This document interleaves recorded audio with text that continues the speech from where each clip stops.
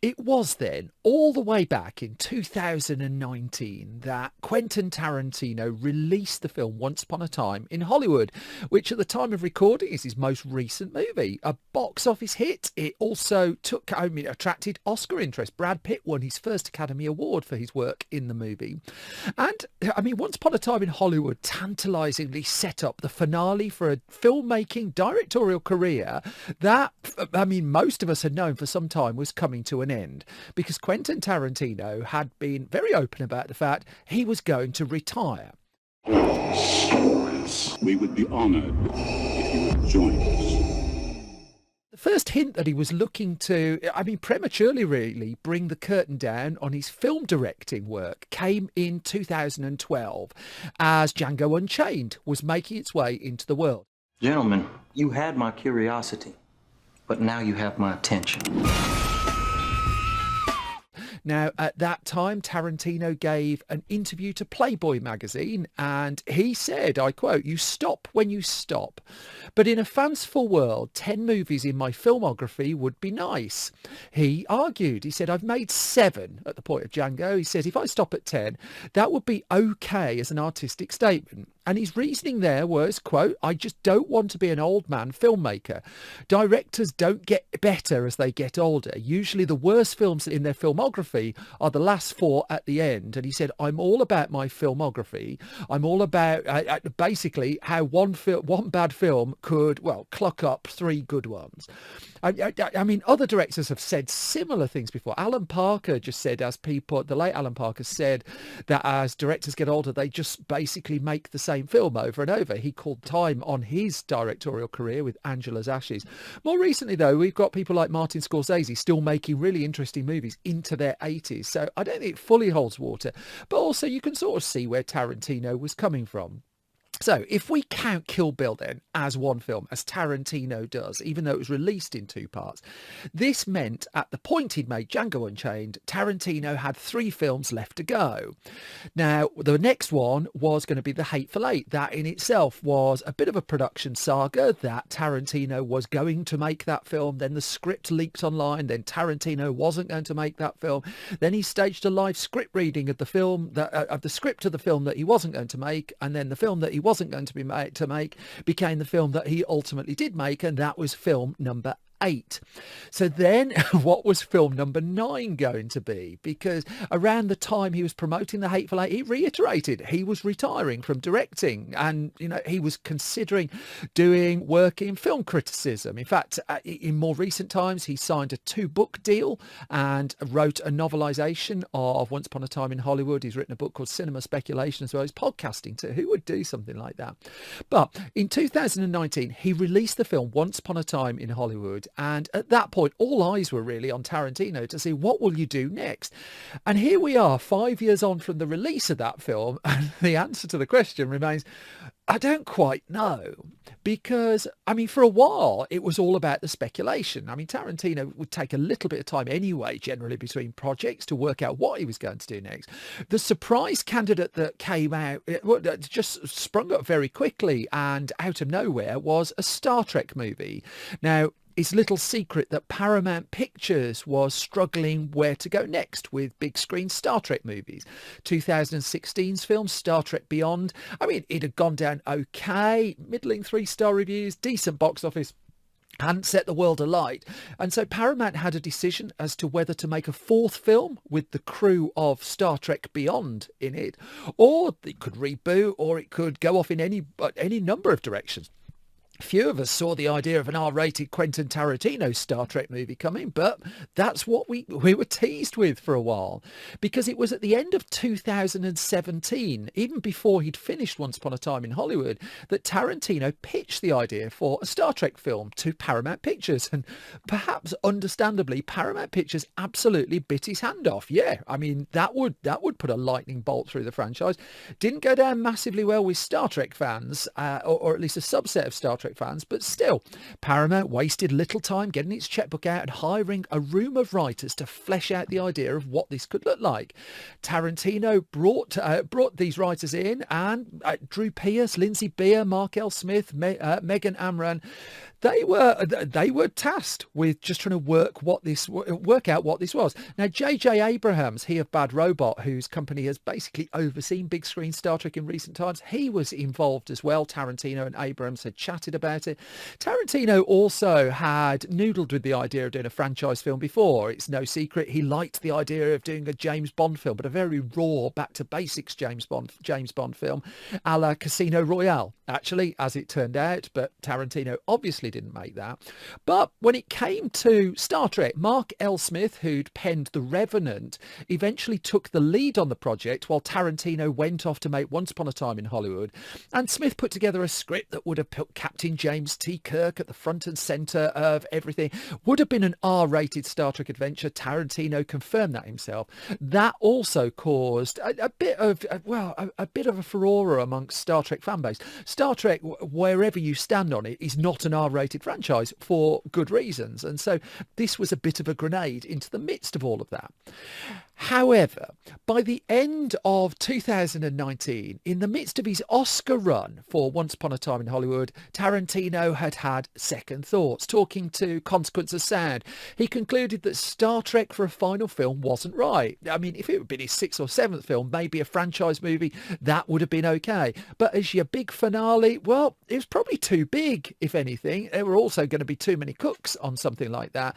And he's told Consequence of Sound, he said, look, I might come up with a really big idea, but right now the idea of a smaller audience almost all the way around is appealing to me. And so the idea of a lower budget film that just didn't have such high expectations on it, that was kind of where his head was moving towards. Paramount, meanwhile, continued to develop Star Trek. It brought in around the time Tarantino was making this announcement, Noah Hawley to work on a Trek film. That didn't happen. In fact, it's only at the point just weeks before this podcast is recorded that it's been announced Paramount is now working on a Star Trek Origins film set for tentative release in 2025 with Toby Haynes directing that. That will be a fresh new cast coming in as well. And I mean, Tarantino in early 2020, he still hinted his Star Trek film might happen, but it's not going to happen. Nobody thinks it's going to happen. It's one of those projects that might turn up in comic book form or something, but a cinema screen, just not going to happen. So that was candidate 1, really, for film number 10, and that wasn't going to be the film. So what was? I mean, there was speculation, and Tarantino fueled it a little bit, although I think a couple of these were just statements that he'd made, and the press kind of ran with them a little bit more than they should, because in 2021, he expressed interest in doing a fresh take on David Morrell's novel, First Blood. Now, this was the novel that introduced John Rambo, and Sylvester Stallone starred in the first film adaptation of First Blood, which is brilliant and very different from the Rambo sequels that followed. But the tone of Rambo on the big screen had moved very, very far away from what David Morrell had put in his book. And so Tarantino liked the idea of going back to that, possibly with Kurt Russell as Rambo this time round. He also suggested he liked an old script that David Webb Peoples of Unforgiven and Blade Runner had written of the comic book Sergeant Rock. But if he wasn't going to do Star Trek, a few of us really thought he was going to do a comic book movie instead. And so as much as Tarantino loves his comic book films, more the comic books really, the idea of him doing Sergeant Rock as a final film, well, that wasn't very likely either. So the questions kept coming. I mean, Tarantino was promoting his books, and so inevitably, what's your 10th film going to be? And by the end of 2021, I mean, we were now moving on to the idea of a comedy, a spaghetti western comedy of all things. And I mean, an avid fan of spaghetti westerns, you can see Sergio Leone influences on Tarantino's work. I mean, he'd hired composer Ennio Morricone to do the score for The Hateful Eight, of course. And Collider reported that Tarantino was saying at the end of 2021 that I'm looking forward to shooting that comedy because it's going to be really fun. He said, I want to shoot it in the spaghetti western style where everybody's speaking a different language. The Mexican bandido is an Italian, the hero's an American, the bad sheriff's a German, the Mexican saloon girl is Israeli, and everybody's speaking a different language. And you just know, okay, when he's finished talking, then I can talk. That kind of film. But was he really serious about it? Again, it's kind of hard to tell. Tarantino loves talking about movies, and he talked for a while about how Kill Bill 3 was an option for his 10th film, and he'd enjoyed talking about that over time as well. And I mean, there was a point in the 2010s we were going to get Kill Bill 3, 10 years on from the first films. That would have been an interesting way to catch up with Uma Thurman's The Bride character. And then as we all got older, 20 years on, that could be Kill Bill 3. But in the end, I think, Tarantino said in interviews that they're exhausting films to make, these big action movies, really. Did he want that to be his final film? No, it turned out he didn't. And so by 2021, he was veering away from that as well. It was in March of 2023, though, that the Hollywood trades reported that Tarantino had made his mind up. We knew what film 10 was going to be. It was going to be a film called The Movie Critic. Now, this was going to be a 1970s set movie about someone who, basically wrote film reviews. Very, very simplistic. None of us have read the script. It hasn't leaked at this point or anything. The original speculation was that the late legendary film critic Pauline Kael was going to be the template for the title character. But that was put to bed really within a week or two of the news landing. Instead, the lead was going to be male, and Tarantino would confirm in May 2023 that it was going to be a film about a male film critic who wrote for an adult magazine instead, based on a real person who Tarantino was not keen to name. The idea was by the spring of 2023, The Movie Critic was going to go into pre-production in June of that year, and it was going to be set in California in 1977. Paul Walter Hauser was linked with the title role as well, and had things gone to plan, that's exactly what would have happened. The film would have shot. We might even have been watching a trailer for it by now. Heck, we might even have been teased with the release of it. However, Hollywood in 2023 was the year of strikes, and one of the casualties of the strikes was The Movie Critic, that the Writers Guild and also the Screen Actors Guild both took industrial action as they negotiated fresh deals with studios and streamers. Studios and streamers were not in a rush to settle this, that these strikes went on for months, probably months longer really than they needed to, but with both sides playing hardball and studios not particularly keen to hand over money or to hand over any land really. It just went on and on and on and on, and that's had ramifications for this has been recorded in April 2024, and it's had major ramifications really for the blockbuster movies we're seeing, or more to the point, not seeing in 2024. That we're getting the Wolverine Deadpool crossover film in the summer of this year. That just about made it through the system. All the Marvel films, they've been delayed. Mission Impossible 8, that's been delayed. Some films made it through. The wonderful horror Abigail had to shut down filming for several months. The cast had to come back together to complete the movie, which if you've seen Abigail, that's quite testing to get back into that mindset. That's managed to make it into cinemas. But The Movie Critic just found itself in limbo. Tarantino reportedly continuing to develop it, continuing to write the script. And so it wasn't until the strikes lifted and we got to the end of 2023 that The Movie Critic was looking like Quentin Tarantino's 10th film after all. The expectation was that the film was on its way forward, and by the very end of 2023, the murmurings were that The Movie Critic would be going before the cameras in 2024.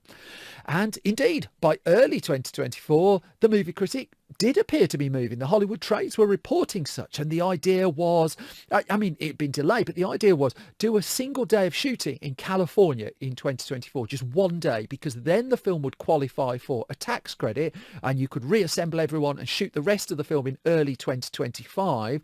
This would allow Tarantino just about time to get the film ready to debut at the Cannes Film Festival in 2025.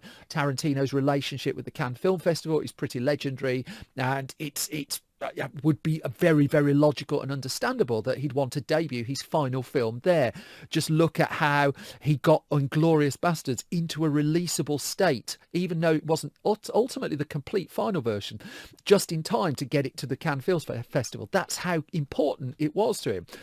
And so the idea then, shoot the rest in 2025. Sony, which had backed Once Upon a Time in Hollywood, that was circling The Movie Critic. And in February 2024, along came more casting news. Brad Pitt he was interested in taking a role in the film.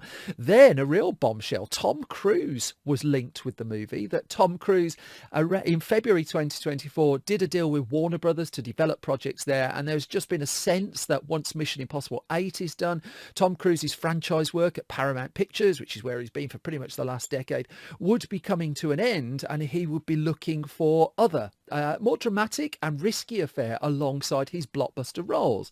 So in February 2024, we were potentially looking at the Movie Critic with Brad Pitt and Tom Cruise in the movie. That's proper star power. And then, I mean, let's move forward to April 2024. Again, the month this is being recorded. And I mean, just days before I've sat in front of a microphone, the bombshell news hit that Quentin Tarantino had walked away from the film. This is even though outlets like Production Weekly were listing that the shoot had been booked, that the movie was going to be filming in California. It was going to be up and running in front of the cameras. But the suggestion was that Tarantino had actually walked away from the Movie Critic several weeks before, that even though websites, including my own, were reporting that the shoot was imminent, Tarantino had moved on even before those words were being tapped and appearing magically on screens. And instead, he was going to look for something else for film number 10, because the stories began to emerge in the days afterwards. And Tarantino's been silent on this. I'm sure at some point he will come out and put his full side of this. But there was stories that as he continued to work on the Movie Critic, he'd brought in the character of Cliff Booth from Once Upon a Time in Hollywood, of course played by Brad Pitt. Now, it would fit into the timeline of when the Movie Critic was set, and also it's a Hollywood story. So again, the crossover was relatively logical. But as he continued to develop, it became almost a separate film in its own right. And it was the Hollywood Reporter that's just added that the Movie Critic had been in flux for some time, that Quentin Tarantino had changed the focus of his screenplay to making it a more direct spin-off from Once Upon a Time in Hollywood. It would no longer effectively be the Movie Critic. It would be a Once Upon a Time in Hollywood prequel stroke sequel, something like that. He wanted to do something again with the character of Cliff Booth. Brad Pitt clearly enthusiastic to do so as well.